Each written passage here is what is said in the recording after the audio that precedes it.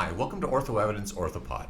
We bring you today a bit of a breaking news clip. Normally we don't do this, but because of the relative importance in the area of sports, we thought we would give you a little bit of an evidence-based update on a knee injury sustained by Patrick Mahomes. Mahomes, as you know, is the reigning MVP NFL quarterback. So clearly this has some interest. So before we get started, let's take a quick look at what happened. On Thursday, October 17th, while playing against the Denver Broncos, MVP quarterback Patrick Mahomes injured his right knee on a quarterback sneak play at the goal line. X-rays immediately afterwards showed no fractures, which was certainly a good thing for him, and he's off to an MRI today. He was last year's NFL MVP and has clearly been one of the most exciting players to watch in the NFL. It looks as though he had a patellar dislocation. Evidence confirms, likely from the reports, that he's had a patellar dislocation. We don't have the MRI report, so we can't speculate on how it's going to be treated. But what we did do is we did look up evidence that would help us think through what the options could be. So for a first-time patellar dislocator, and that's the assumption we're making, it's a first-time patellar dislocator, in a 24-year-old, what is the evidence? Well, there is a Cochrane database review that goes back about 4 years, so it hasn't been updated, but we did check, and there's not a lot of new information that would add to it. This was a Cochrane database review that had 6 randomized controlled trials, roughly about 344 patients in total. The average age is right in the zone that Patrick Mahomes is in, which is somewhere between 20 and 26 years of age. So definitely the work could be generalizable to him. And sample sizes of the trials are somewhere between 20 and 122 patients. So here's the challenge. These are not big trials. There's not a lot of high quality data. So we're going to have to sort of take a look at this and use it with a little bit of a pinch of salt. The challenge with the studies, not all studies were super high quality, but they were good enough to pool. And when we actually pooled the data, what we found were a couple of things. And the key issue here with patellar dislocation is if you operate or versus treat the patient with the rehabilitation program, that's a non-operative program, what is the longer term outcome? And the longer term outcome somewhere between 1 year and up to 5 years. The big debate here is around re-dislocation of the patella. So when we operate or don't operate, we're worried about, will this injury happen again, and what's the risk of it happening again? So if we look at the evidence, here's basically what it shows. So why don't we go to the table here, and I'll draw out what the ultimate result was. The ultimate result certainly suggests that surgery is favored. So there's a reduction in risk of having surgery, and that reduction in risk is about 47% reduction in risk of having a dislocation or recurrent dislocation with surgery.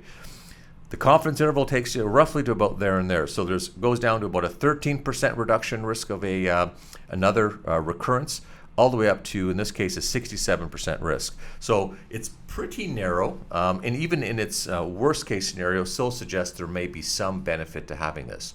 But at the end of the day, what are the longer term functional outcomes? Well, the functional outcomes really don't differ. At least the evidence suggests that they really don't differ significantly between the two groups over time. So the real issue here is going to be, does Patrick Mahomes, in fact, have the criteria for someone who would require surgery? Without having an MRI, we don't necessarily know that. So the challenge we're going to face here with the evidence is going to be, ultimately, is if there is a surgical procedure, what that surgical procedure might be, and secondly, is this a procedure that's going to be done now or later? And probably the question that's on most of your minds is, what is the return to function? Where's the return to play? And so we've been contacting a number of individuals, and we've been this morning trying to get a number of individuals in, and I believe we've been getting some comments in. So we've got one in, just came in now from Dr. Ashish Bedi, who many of you may know, has been on a previous Orthopod podcast, and also himself is a renowned sports medicine surgeon. So Ashish Bedi writes, and we'll throw this up on the screen as well. Traumatic patellar dislocation is unfortunate, but does not necessarily mean a season-ending injury. Advanced imaging will assess for associated osteochondral and soft tissue injuries, and that's really the MRI findings we're looking for. And with resolution of the effusion and improved quadriceps strength and protective bracing and taping, athletes like Patrick can often safely get back to sport. So the goal is, I think he's hedging his bets that there's going to be a clear MRI, and we'll get Patrick back hopefully, in the next 3 to 4 weeks. He also says, though, that recurrent episodes, however, may lead or head things towards a season of stabilization surgery. So at some point, what he's suggesting here is he may at the end of the season go ahead and get the surgery done to protect him for further recurrence. So once again, Dr. Beatty echoing what the evidence would tell us, and that really the concern here among the sports medicine experts and the specialists is really to prevent longer-term recurrence, and we won't know that until we get the MRI. Let's also share with you a few other comments we've had from a number of other experts and leading authorities in the field.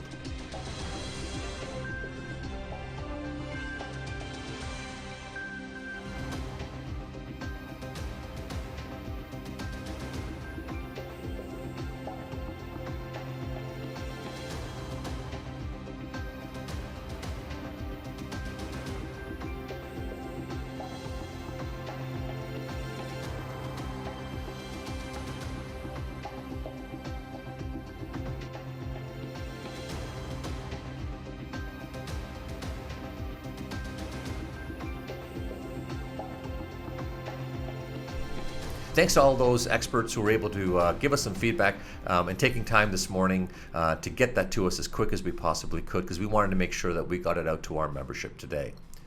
The one thing that seems uniform is that we really, at this point, don't know. So we can't make judgments until we actually get more information. What we do know, though, is that everyone uniformly agrees that prevention of recurrence is highly, highly important, and the MRI findings will help guide that way.